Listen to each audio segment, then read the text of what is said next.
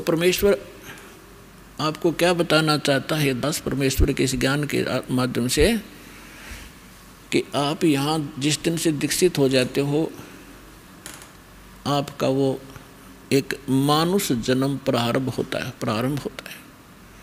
उससे पहले आप मनुष्य शरीर अवश्य था, लेकिन कर्म मनुष्य के नहीं थे।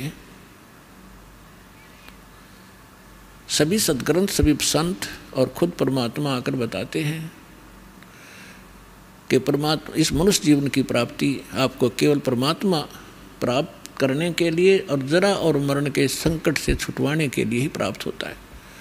आपको ज्ञान संपूर्ण होता नहीं, और संसारिक लोगों से जो ट्रेनिंग आपको मिलती है उसमें दृढ़ हो ही जाते हो। कोठी बना ले बेटा, उस लड़के ने देख ले थोड़े से दिन हुए नौकरी लगा था और 2 कोठी बना ली, तो हमारे वो इंजेक्शन लग जाते हैं। हम फिर वही टारगेट लेके आगे चलते हैं नौकरी में या कोई बिजनेस में। कोठी बनाऊं, प्लाट लूँ, कार लूँ बढ़िया सी, और 1 मिनट में मृत्यु हो जाती है और कोठी कार धरी धराई रह जाती है। कबीर साहब कहते हैं राम नाम कड़वा लगे, राम नाम कड़वा लगे, ये मीठे लगे दाम, दुविधा में दोनों गए, भाई माया मिली ना राम। पुणात्मा, इस अध्यात्म मार्ग से जब आप परिचित हो जाओगे, आपको कोई किसी प्रकार की भी शंका डाउट नहीं रहेगा। जैसे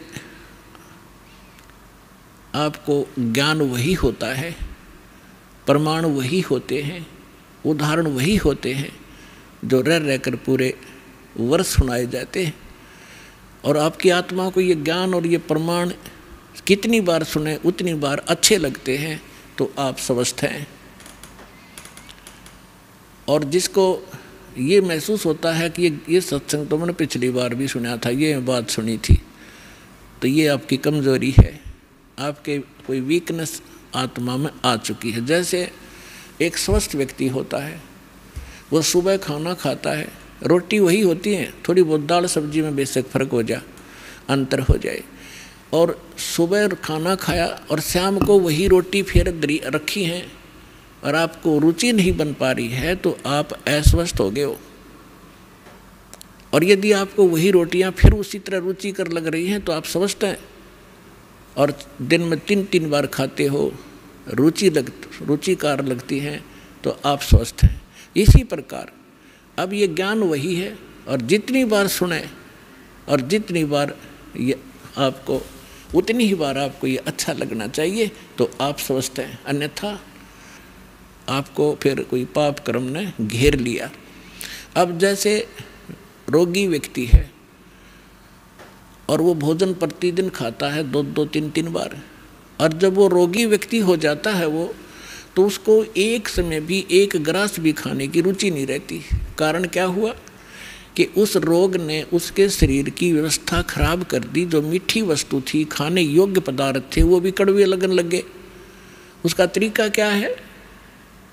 उसका तरीका ये है कि कड़वी, जैसे किसी को मलेरिया हो गया और उसने वो कड़वी कुनीन रोटियां तो भी कड़वी वो खानी पड़ेंगी, ना चाहते भी खानी पड़ेंगी, चाहे वो रुचि कर लगे चाहे ना लगे। उनके खाने से फिर धीरे धीरे बुखार ठीक होगा, जबर ठीक होगा, तो वह रुचि भूख बढ़ेगी और फिर स्वादिष्ट स्वस्थ होते फिर स्वादिष्ट हो जाएंगे। तो इसी स्वादिष्ट लगा करेंगे। इसी प्रकार ये सत्संग के अंदर ये दोनों डोज हैं। इसमें आत्मा का आहार भी है और ये ट्रीटमेंट, ये उपचार भी साथ होता है। जैसे कोई भक्त सत्संग सुन रहा है और ये मन में आता है कि तो पहले भी सुना था, तो बेशक आप ना चाहते हुए भी उठकर नहीं जाना चाहिए, उसको बार बार सुनना चाहिए। थोड़ी सी देर में आप देखोगे ओहो ये तो ठीक सी लगन लाएगी, तो उस ये कुनीन का काम भी करेंगी। ना चाहते हुए भगवान की महिमा को सुनते ही रहना चाहिए और ना चाहते हुए भक्ति जैसे मंत्र करने लगते हो, रुचि सी ना बनती, ना बनन दे। एक बार मंड जाओ करडे से होकर मन भागन दे, दूर थोड़ी देर भागेगा फिर आप पैसे होगा। इसी प्रकार परमात्मा कहते हैं कबीर हरि के नाम को हिज बजो चाहे खज, उल्टा सुल्टा उग ही खेत पड़ा जो बीज। अब परमात्मा के नाम में लग जाओ, चाहे हज यानी अपनी रुचि से या खिज के माथा सा ठनकते हुए भी शुरू कर दो। और कहते हैं जैसे खेत में बीज पड़ गया उल्टा पड़ो ते सुल्टा उगेगा। तो इस प्रकार आपने इस ज्ञान को सुनना चाहिए।